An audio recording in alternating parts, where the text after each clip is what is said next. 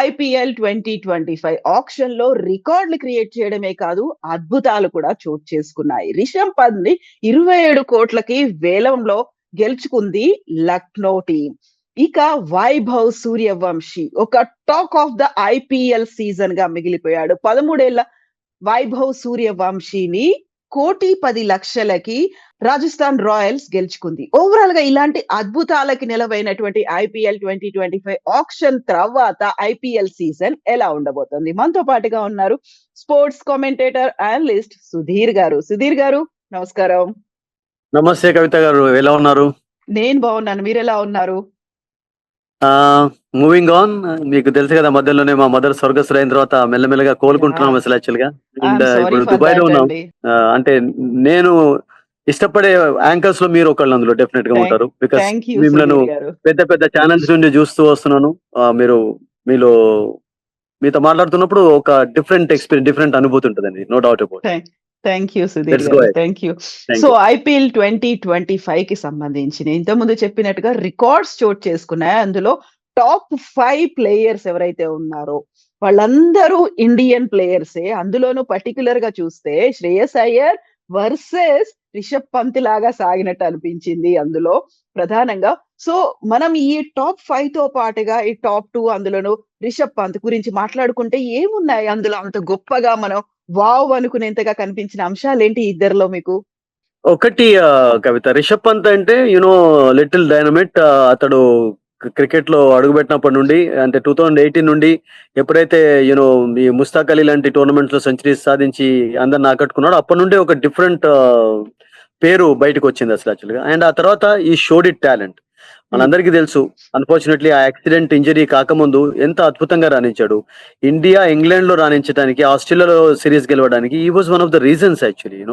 అంటే middle order లో, lower order లో వచ్చి ఇప్పుడు వివిఎస్ లక్ష్మణ్ రిటైర్ అయిపోయిన తర్వాత అసలు యాక్చువల్ గా ఆ 4th, 5th పొజిషన్ అనేది టోటల్ గా ఖాళీ అయిపోయింది. అక్కడ ఎవరు వచ్చా గానీ, ఎంతమందిని ట్రై చేశా గానీ నోబడీ స్టక్, నిలదొట్టుకోలేకపోయారు అసలు. అటువంటి ఆ డౌన్ లో వచ్చి బ్యాటింగ్ చేస్తూ ఇండియా స్ట్రగుల్ అవుతున్నటువంటి ఇండియాను ఎన్నిసార్లు ఒడ్డెక్కించాడు. 70 for 4 ఉన్నప్పుడు ఈ స్కోర్డ్ రన్స్, ఈ స్కోర్డ్ సెంచరీస్. వికెట్ కీపర్ గా ఇంత తక్కువ సమయంలో అన్ని సెంచరీలు సాధించి, తట్టు అతనిలో ఉన్న ఒక స్పెషల్ క్వాలిటీ ఏంటంటే ఏ ప్రెషర్ కు కూడా గురిగాడు అసలు.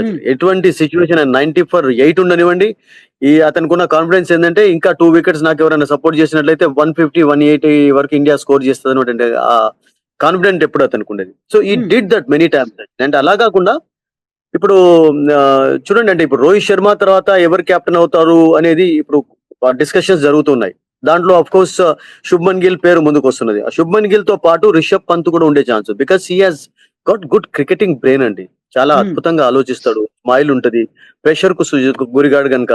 సో అందుకనే అతని విషయంలో, అండ్ దట్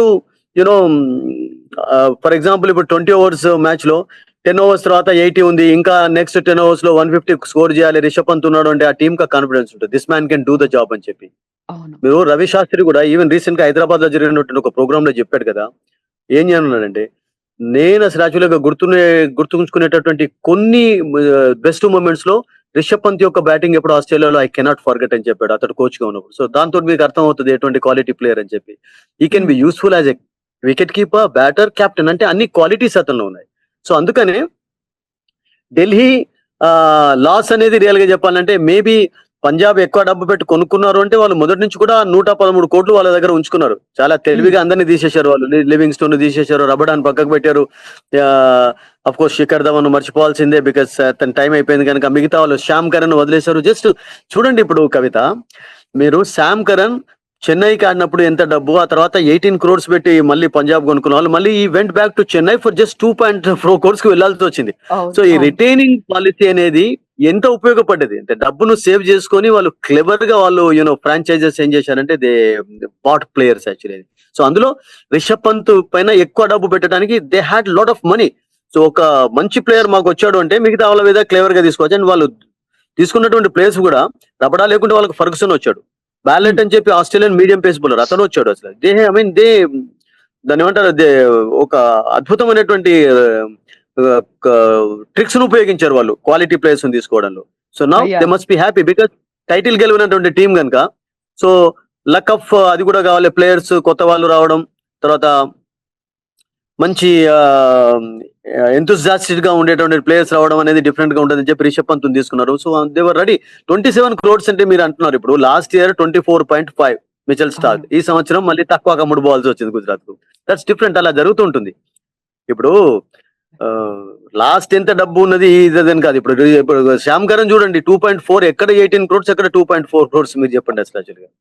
సో ఒక్కొక్కసారి అలా కొంతమంది లాస్ అనేది కొంతమందికి బెనిఫిట్ అవుతుంది, కొంతమంది బెనిఫిట్ అనేది కొంతమంది లాస్ అవుతుంది. సో ఈ ఐపీఎల్ లో మీరు చెప్పినట్టుగా అబ్సల్యూట్ రిషబ్ పంత్ అండ్ శ్రేయస్ అయ్యర్ పైన ఎక్కువ దృష్టి పెట్టారు.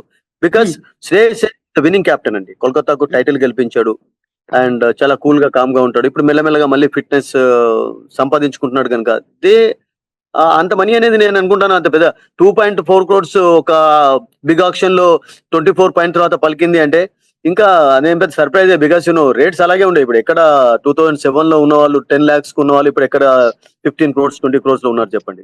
So I think that was I mean వాళ్ళ ఫోర్గాన్ కంక్లూజన్ లాగా కనబడింది వాళ్ళ యొక్క రేస్ లో మాత్రం అబ్సల్యూట్లీ.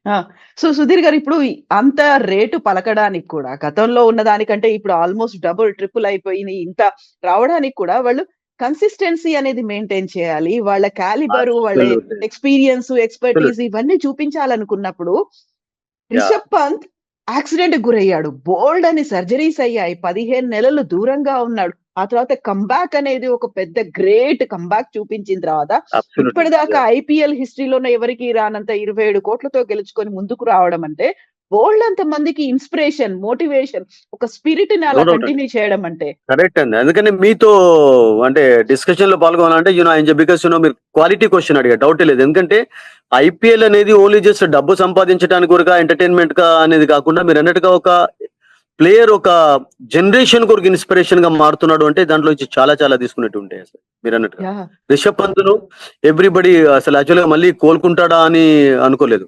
మనం సినిమాలలో చూసాం. మీరు ఒక చిన్న ఎగ్జాంపుల్ చెప్తాను మీకు, రిషబ్ పంత్ విషయం మాట్లాడారు కనుక. మళ్ళీ ఒక లెఫ్ట్ హ్యాండెడ్ ఇప్పుడు నిక్లెస్ పూరన్ అని చెప్పి అతను వాళ్ళు 20 పాయింట్ మొదలే వాళ్ళు ఫిక్స్ చేసుకున్నారు 21 కోట్లు పెట్టి, ఎటు వెళ్ళనివ్వలేదు క్వాలిటీ. అతను కూడా కవిత ఎటువంటి యాక్సిడెంట్ గురయ్యాడంటే మొత్తం పప్పు అయిపోయినారంట, అటువంటి శరం వల్ల అయిపోయింది యాక్సిడెంట్. అబ్సల్యూట్లీ అండి. ఆ తర్వాత మళ్ళీ వచ్చి మనం చూస్తుంటాం కదా, కర్తవ్యమా విజయశాంతి ఒక మూవీ గుర్తుకొస్తుంది నాకు అసలు యాక్చువల్గా అందులో కదా. ఎగ్జాక్ట్లీ కదా, ఎంత పోరాట స్ఫూర్తి అంటారు అది. అది అసలు సో అది కావాలి మనిషికి. సో మీరు అన్నట్టుగా రిషబ్ పంత్ ఆ క్వాలిటీని చూపించాడు అసలు. అంటే ఎంత కష్టమైనటువంటి సిచ్యువేషన్ ఎదురైనా కానీ మనం ధైర్యంతో ముందుకు వెళ్ళాలి. మనలో ఉన్నటువంటి ఆ కాన్ఫిడెన్స్ ను కోల్పోకూడదు దాన్ని మీరు అబ్సల్యూట్లీ అతడు నిరూపించాడని చెప్పాలి, నో డౌట్. అందుకనే రుక్ జానా నహీ తూ కహీ హార్ కే కాటో పే చల్ కే మిలేంగే సాయే బహార్ కే రుకునా నహీ కభీ జిందగీ మే ఆగే హీ బడ్నా అసలు. సో అది నిరూపించాడని అబ్సల్యూట్లీ. ఆ ఫైటింగ్ స్పిరిట్ ని కంటిన్యూ చేస్తూనే ఉండాలి. సో ఇప్పుడు పవన్ కళ్యాణ్ ఒక పాట పాడాడు చూసారా మీరు ఎలక్షన్ కంటే ముందు?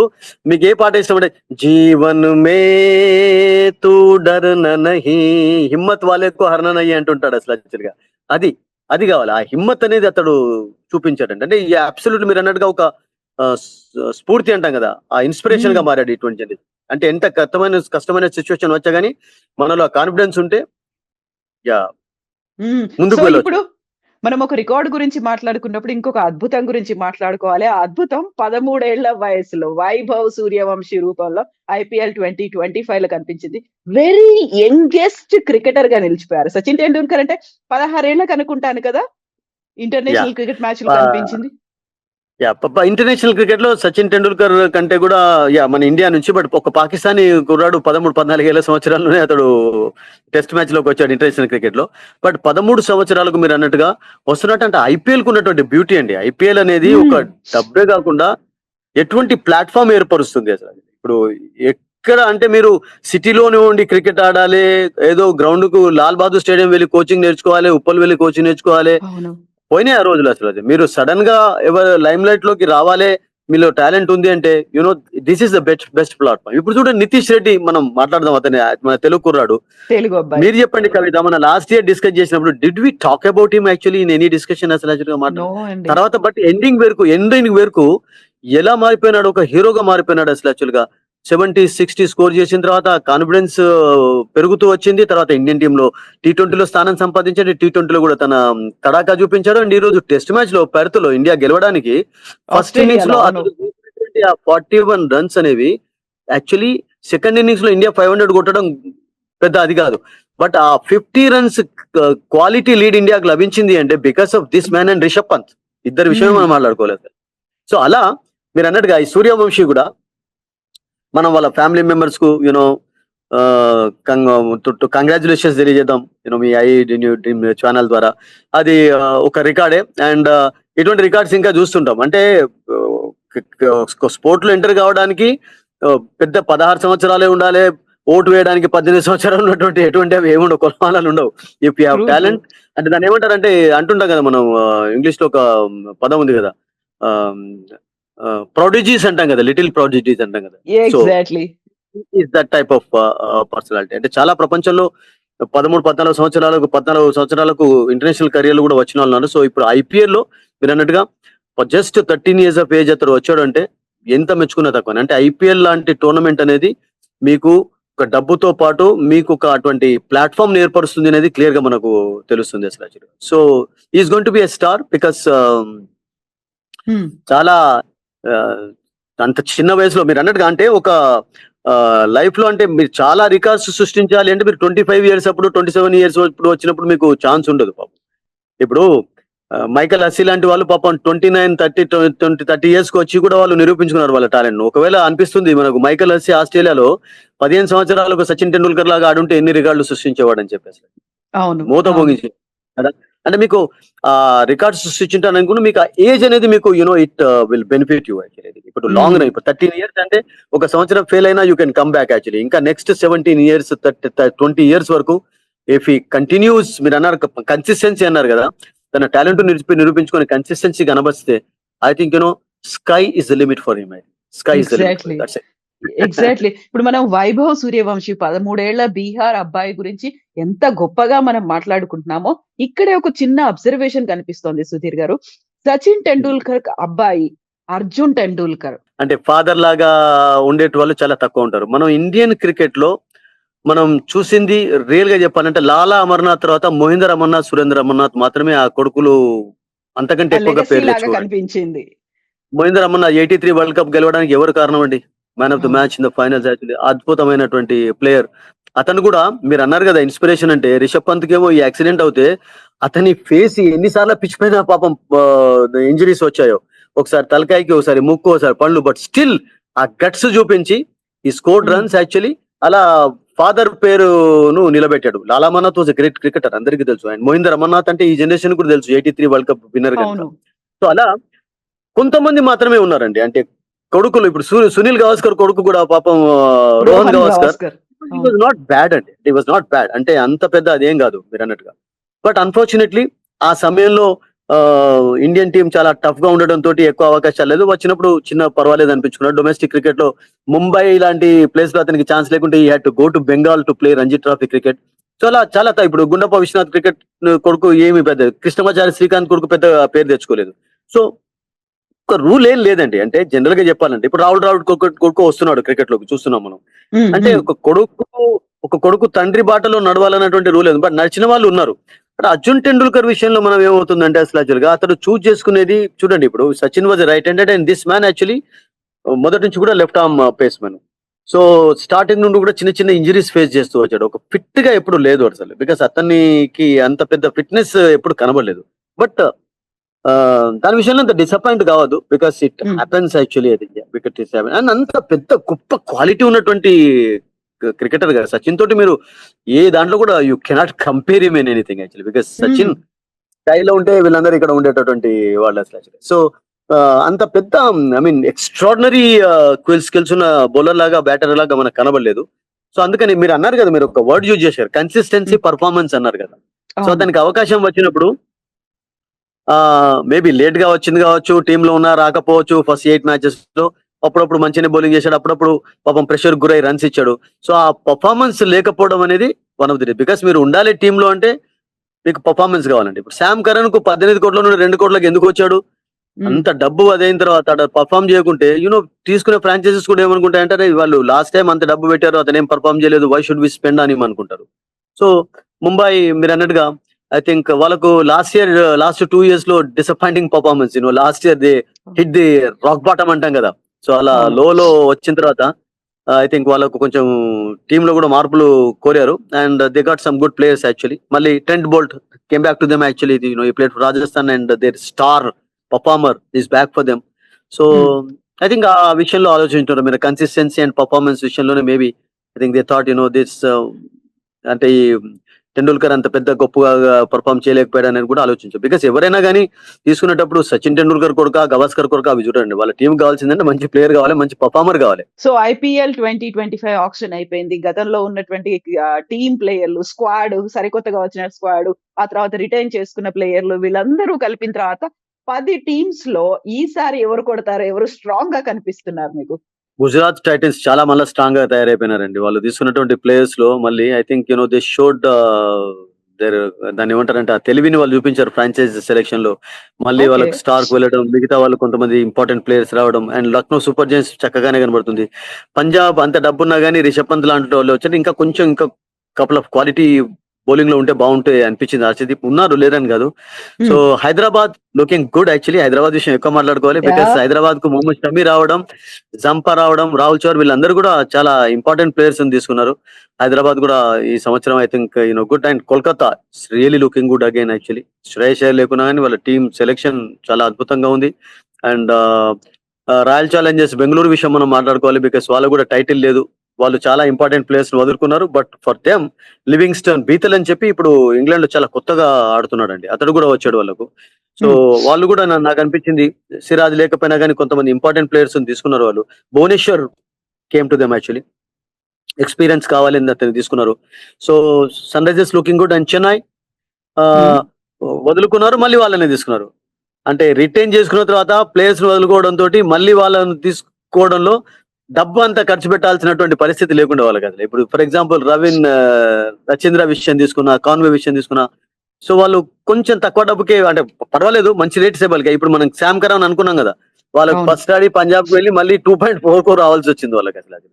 So these teams are looking good. But మనం ముఖ్యంగా మాట్లాడుకోవాల్సింది ఏంటంటే కవిత, ఇప్పుడు పంజాబ్ రిషబ్ పంత్ సారీ శ్రేయస్ అయ్యర్ని తీసుకున్నారు బేబీ తీసుకున్నారు కనుక రిషబ్ పంత్ తీసుకున్నారు. సో వీళ్ళ యొక్క పర్ఫార్మెన్స్ ఎలా ఉండబోతుంది, ఇప్పుడు వచ్చినటువంటి ప్లేయర్స్ ఎలా పర్ఫామ్ చేస్తారు అనేది చాలా చాలా ఇంపార్టెంట్. ఎందుకంటే రిషబ్ పంత్ అండ్ శ్రేయస్ అయ్యర్ ను తీసుకున్నటువంటి టీమ్స్ కు ఛాన్సెస్ హ్మ్. ఉంటాయా అనే విషయమే ఎక్కువ మాట్లాడుతున్నారు కనుక I think we have to talk about them first actually. Because వాళ్ళకి అంత రేట్ కూడా పలికింది. ఒకళ్ళు 27 అయితే ఒకటి 26 కు అమ్ముడుపోయినారు. అవును. So two teams.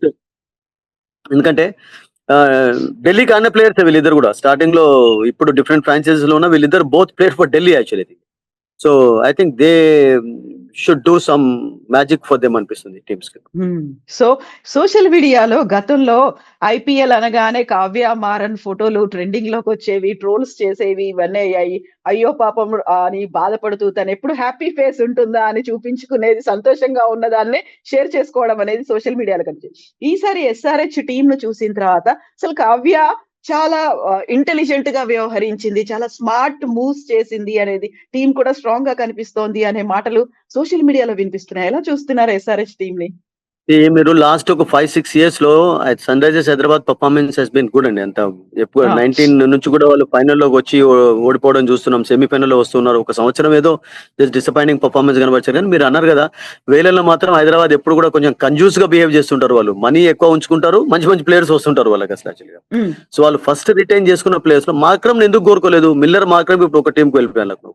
ఎందుకు కోరుకోలేదంటే మార్క్రమ్ ఉన్న తర్వాత కూడా ఇప్పుడు ట్రావిస్ హెడ్ మీకు క్లాస్ అని ఉండడంతో, కమిన్స్ ఉండడంతో మీకు ఫారిన్ ప్లేయర్స్ ను ఓన్లీ టీమ్ లో ఉంచితే లాభం. వాళ్ళ పర్ఫార్మెన్స్ చేయడానికి వాళ్ళ పాపం అవకాశాలు కూడా రావాలి కదా.